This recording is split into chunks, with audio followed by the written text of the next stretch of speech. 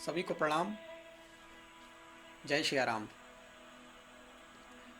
जैसा कि हम लोग अपनी चर्चाओं में आपके द्वारा भेजे गए संदेशों को ही हम चर्चा का विषय बनाते हैं, आज की चर्चा में हमने कई विचारों को संकलित किया, जिसमें से कुछ थे कि आत्मा क्या है, इसका शरीर से क्या संबंध है और परमात्मा से इसका क्या संबंध है, संयोग का, वियोग का।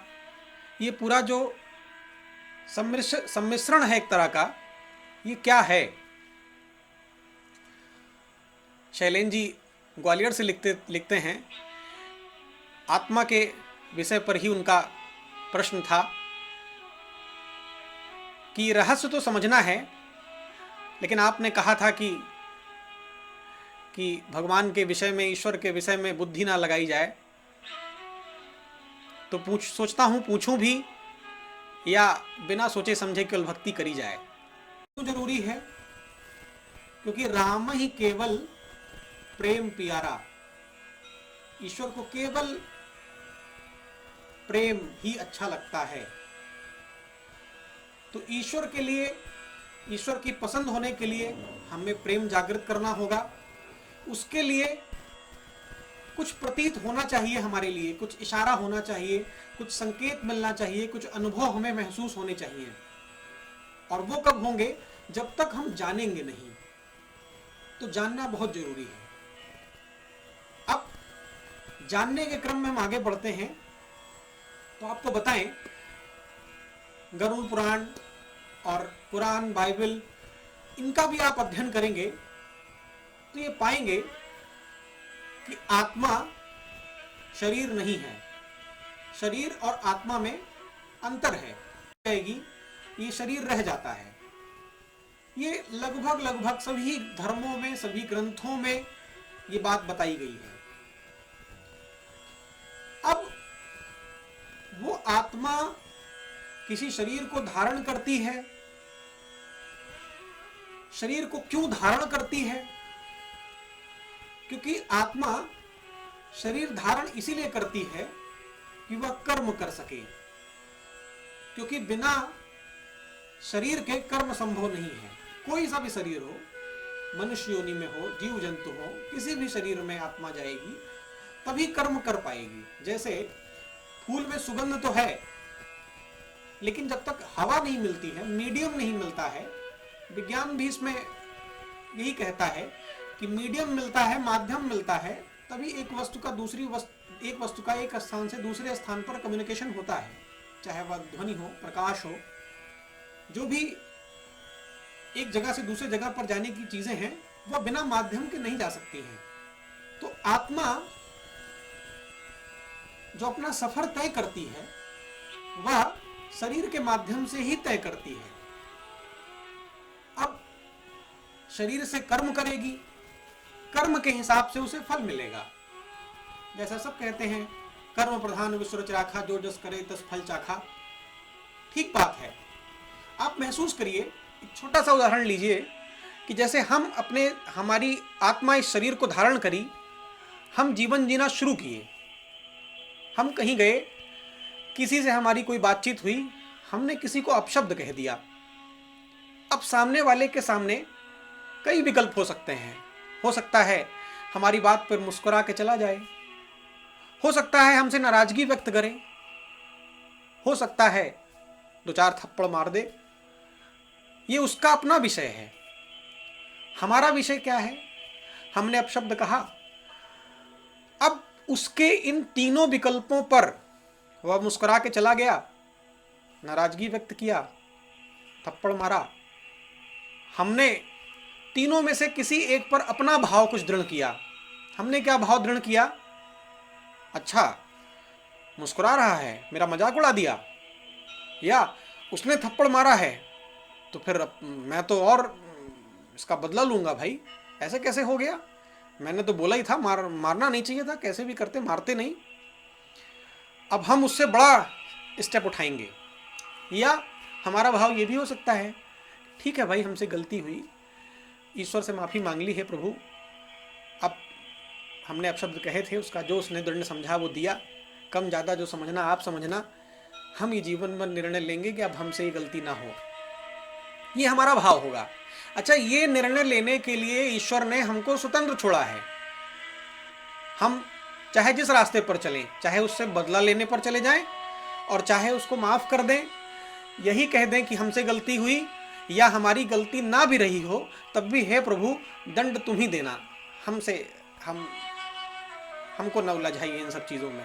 ये दोनों भाव हमारे बस के हैं। क्यों? ये ईश्वर तय नहीं करता है आप क्या करेंगे, क्या करना है ये हम तय करेंगे। क्यों? क्योंकि देखिए, उदाहरण के तौर पे कि सरकार हमको बिजली का कनेक्शन देती है, अब उस बिजली के कनेक्शन से हम पंखा चलाएंगे, लाइट जलाएंगे, टीवी चलाएंगे, फ्रिज चलाएंगे, कूलर चलाएंगे, ये हमारा निर्णय है, हमको क्या सुविधा लेनी है और हम क्या उसका उपयोग करना चाहते हैं। हम कुछ सदुपयोग करेंगे कि तार पकड़ के चिपक जाएंगे और जान दे देंगे, ये भी कर सकते हैं, सीधे तार पकड़ लेंगे हाथ से, जय जय राम जी की। तो ये विकल्प हमारा है। अब उस निर्णय में हमको क्या निर्णय लेना है, ये हमारे बस की बात है। हमने जो भी निर्णय लिया, अब जो निर्णय हम ले रहे हैं वो हमारी आत्मा ग्रहण कर रही है। जैसे हम बोल रहे हैं तो शरीर का मुंह बोल रहा है, लेकिन जो बात बोली जा रही है वह आत्मा की आवाज़ है। जो आप सुन रहे हैं वो कानों से सुन रहे हैं, लेकिन जो ग्रहण कर रहे हैं वह आत्मा ग्रहण कर रही है। हम धीरे धीरे अपनी आत्मा को लर्न कराते हैं। जैसा व्यवहार हम करते जाते हैं वैसा ही हमारी आत्मा सीखती जाती है। हम साधुता के विचार रखते जाते हैं, साधुता के निर्णय लेते जाते हैं, हमारी आत्मा को वैसी आदत पड़नी शुरू होती है। हम क्रूरता की तरफ आगे बढ़ते आते हैं, हमारी आत्मा वैसा सीखती जाती है। हम ऐसे ही पूरा जीवन बिता देते हैं खट्टे मीठे अनुभवों के साथ। अब यहाँ पर जो भी पाप पुण्य किया है, जैसे कोर्ट का जज अपराधी को सुनता है और उसी के हिसाब से निर्णय देता है कि हमको किसी ने थप्पड़ मारा, हम सह लिए, हमको किनारे कर दिया जाएगा, हमारी अपशब्द को माफ़ कर दिया जाएगा। हमने बदला ले लिया, इसका मतलब हमने कानून हाथों में लिया। ठीक वही निर्णय ईश्वर के यहाँ भी है। ये पूरा जीवन जीने के बाद आत्मा जब भी अपने हिसाब पर पहुंचती है, आत्मा को तो कोई नहीं क्षति पहुंचाता, जो क्षति पहुंचती है शरीर को ही पहुंचती है। नैनम छिद्रन शस्तानि नैनम दहति पावका, कहा जाता है कि वासांस जीर्णानि यथा विहाय नवानि गृह्णाति नरो प्राणी। पुराना कपड़ा छोड़कर शरीर नए कपड़े पहनता है, ठीक वैसे ही आत्मा नए शरीर को धारण करती है। तो एक शरीर छोड़कर, हमारे गरुड़ पुराण में भी बताया गया है, बहुत प्रोसेस है, अब उस पर विस्तृत चर्चा नहीं करेंगे। कुरान में भी कहा गया है कि इन काफिरों को ये भ्रम होगा कि ईश्वर इन्हें माफ़ करेगा, अल्लाह इन्हें माफ़ करेगा। ऐसा नहीं है, इन्हें झकझोर कर जगाया जाएगा और इनके कर्मों का हिसाब जरूर होगा। तो हिसाब तो होना है। उस आत्मा को जो उसने कार्य किया उसके हिसाब से उसको सजा, उपहार, पुरस्कार जो भी मिलना था वह उसे मिलेगा। अब उस उपहार के दौरान भी उसका क्या बिहेवियर होगा, यह भी उस आत्मा का लर्निंग फेज है। वो सीख करके, समझ करके जैसे तैयार होगी वैसा ही, जैसे किसी अपराधी को 20 कोड़े मारे जा रहे हों और वह चिल्ला रहा हो बहुत तेजी से, तो मारने वाला रहम खा जाता है, जज भी रहम खा जाता है, छोड़ दो इसको, जाने दो। कुछ ऐसे अपराधी भी होते हैं, उनको कितना भी मारा जाता रहता है, वो पूरा बर्दाश्त करते हुए बहुत ऐसे गुस्से से खड़े होते हैं, ऐसे लगता है वो पूरा झेल लेंगे। तो उनको कहा जाता है ठीक है, इसको और पनिशमेंट दो। ठीक ऐसे ही हम अपने कामों का, हम अपने किए गए कार्यों का जब प्रायश्चित करते हैं, गलती हमसे हो जाती है, हम ईश्वर से माफ़ी मांगते हैं, प्रभु हमसे गलती हुई, कृपा करिएगा दोबारा ये गलती ना हो, हम अच्छे से अच्छा काम करेंगे। जब हम प्रायश्चित करते हैं, ईश्वर हम पर कृपा करते हैं और हमें फिर से कोई ना कोई शरीर देते हैं। शरीर तो कई हैं, कई योनियाँ हैं, 84 लाख योनियों का वर्णन होता है, जिसमें जीव जंतु हैं, वृक्ष हैं, मनुष्य तन को सर्वश्रेष्ठ कहा गया है। कबहू कर करुणा नर देही, भगवान कृपा करके ये मानव तन देते हैं। बड़े भाग मानुष तन पावा, सुर दुर्लभ सब ग्रंथ ही गावा। ये मनुष्य तन सर्वश्रेष्ठ माना गया है, इसलिए माना गया है क्योंकि इसमें कर्म करने की बहुत ज़्यादा स्वतंत्रता होती है। हम अपने कर्मों को सुधार सकते हैं। ये इस मानव तन में सबसे अधिक संभव है। नहीं तो कई ऐसे भक्त हुए हैं जिनको मानव योनि में नहीं और भी योनियों में उनको मुक्ति मिली है। तो हम पर ईश्वर कृपा करते हैं, तब हमको फिर से कभी नर तन मिलता है या किसी और योनि में भेज देते हैं। कोई ना कोई शरीर वह आत्मा लेती है। अब कुछ कभी भी ऐसा आता है कि भाई भूत प्रेत होते हैं कि नहीं, प्रेतात्मा होती हैं कि नहीं, तो भाई जो पढ़ने में आया, जो समझने में आया, जो अनुभव भी है, जो कसौटी पे खरा भी उतर रहा है कि जब आप असमय चले जाते हैं तो धरती पर जो समय बताया गया है जीने का, वह समय तो बिताना ही होगा। और चूंकि शरीर छूट जाता है तो कर्म करने का माध्यम खत्म हो जाता है। फिर हमें किसी दूसरे शरीर से और अन्य तरह से ही हमको अपने कर्म करने पड़ते हैं, का प्रायश्चित करना पड़ता है। भूख प्यास से आदमी तड़पता है। चीज़ें जो कुछ भी गरुड़ पुराण वगैरह में बताई गई हैं उस पर तो हम कभी फिर चर्चा करेंगे। लेकिन फिर ये बात समझने लायक है कि फिर से नया जन्म मिलता है और उस नए जन्म के साथ, नए शरीर के साथ हम फिर से सब कुछ सीखने समझने का प्रयास करते हैं। कहते हैं कि याददाश्त नहीं रहती है। याददाश्त तो नहीं रहती है, हमें पिछले जन्मों की छोटी छोटी घटनाएं तो नहीं याद रहती हैं, लेकिन आप देखिए मनुष्य के अंदर एक प्रवृत्ति जरूर होती है। कहते हैं ना, जैसे हमारे जीवन में कभी कोई ऐसी घटना घट जाती है कि याददाश्त चली जाती है आदमी की, लेकिन याददाश्त जाने के बाद भी आदमी चलता फिरता है, चलना फिरना नहीं भूलता है, उठना बैठना नहीं भूलता है, सांस लेना नहीं भूलता है। बात व्यवहार में कुछ व्यवहार उसके अंदर रह जाते हैं। तो कहा गया है कि जन्मत मरत दुसह दुख होई, मृत्यु के समय भी और जन्म लेते समय भी असहनीय दर्द होता है। तो शायद उसी दर्द में इंसान अपने पिछले कर्मों को, पिछली चीज़ों को भूल जाता है, लेकिन जो चीज़ें उसमें निहित कर चुकी होती हैं, जो व्यवहार के रूप में आ चुका होता है, जो स्वभाव के रूप में आ चुका होता है, वह इस जन्म में भी आता है। जैसे बच्चा पैदा होता है, आप देखिए साल 2 साल के हर बच्चे की आदतें, स्वभाव अलग अलग होता है, प्रवृत्ति अलग अलग होती है। क्यों? क्योंकि कुछ न कुछ पिछले जन्मों से हम लेकर के आ रहे हैं और वो कुछ पिछले जन्मों के प्रारब्ध भी हैं। क्योंकि हमने उस जन्म में जो काम किए थे उसका दंड ईश्वर उसी जन्म में देगा, उसका फल भी कह सकते हैं, उपहार उसी जन्म में देगा कि अगले किसी जन्म में देगा। क्योंकि कहते हैं कि यहाँ के जज के लिए तो शरीर एक आइडेंटिटी है, लेकिन ईश्वर के लिए तो आत्मा एक आइडेंटिटी है। तो आत्मा तो वही है, वही आत्मा कभी मनुष्य तन में है, वही आत्मा कभी कुत्ते बिल्ली किसी भी जन्म हो सकती है, अगला जन्म मनुष्य का भी मिल सकता है। तो भाई 7 खून करने के बाद यहाँ जज फांसी ही देता है, एक ही बार मरना है।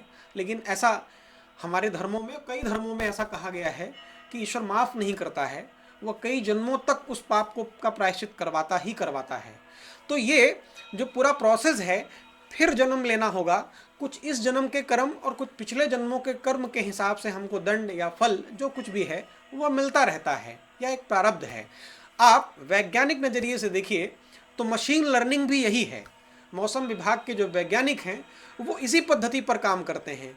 इस तारीख को, इस साल की इस तारीख को ये मौसम था तो इस पर ये हुआ। ऐसे ही 20, 25, 50, 100 सालों का एक उनके पास डेटा जब कलेक्ट हो जाता है तो एक्यूरेसी आ जाती है। फिर वो बताने लगते हैं कि हाँ टेम्परेचर इतना रहना चाहिए, इतना रहना चाहिए। कोई ज्योतिष नहीं लगाते हैं, वो सिर्फ मशीन लर्निंग करते हैं।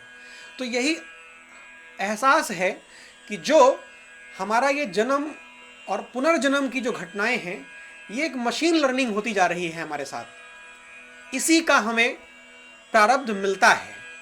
और अगर आत्माएं कितनी हैं तो हर योनियों को मिलाया जाए, जितने लोग हैं उन सबको मिलाया जाए, तो कहीं ना कहीं जैसे साइंस कहता है कि ऊर्जा ना तो क्रिएट करी जा सकती है ना डिस्ट्रॉय करी जा सकती है, तो उसी तरह आत्मा ना क्रिएट करी जा सकती है ना डिस्ट्रॉय करी जा सकती है। वो कुछ सर्टेन ऑफ एनर्जी का रिसोर्सेस कह लीजिए, आत्मा कह लीजिए, वह अलग अलग योनियों में घूम रही हैं। कभी मनुष्यों की संख्या ज़्यादा बढ़ गई, वृक्षों की संख्या कम हो गई, कभी जंतुओं की संख्या ज़्यादा बढ़ गई, मनुष्यों की संख्या बढ़ गई। धरती पर जब भी कभी इम्बैलेंस होता है तो कोई महामारी आई, मानव सभ्यता बहुत करोड़ों में सिमट गई, फिर पेड़ पौधे फले फूले। ये बैलेंस भी बनाना ईश्वर का ही काम है। आप प्रकृति कह लें, ईश्वर कह लें, सोर्स कह लें, जिसे आप माने, ये एनर्जी है जो कि सब कुछ मैनेज कर रही है। आत्मा, शरीर और परमात्मा का यही एक समीकरण है जो कि हमको आपको महसूस करके चलना है और अपने जीवन में भी यही मानना है कि हम अपनी आत्मा को कुछ अच्छे से अच्छा सिखा कर जाएं, कुछ अच्छे से अच्छा लर्न करके ले जाएं। ये इस शरीर को पाने का सबसे बड़ा प्रारब्ध होगा हमारे आपके लिए। फिर कभी चर्चा करेंगे इस विषय पर। जय श्री राम।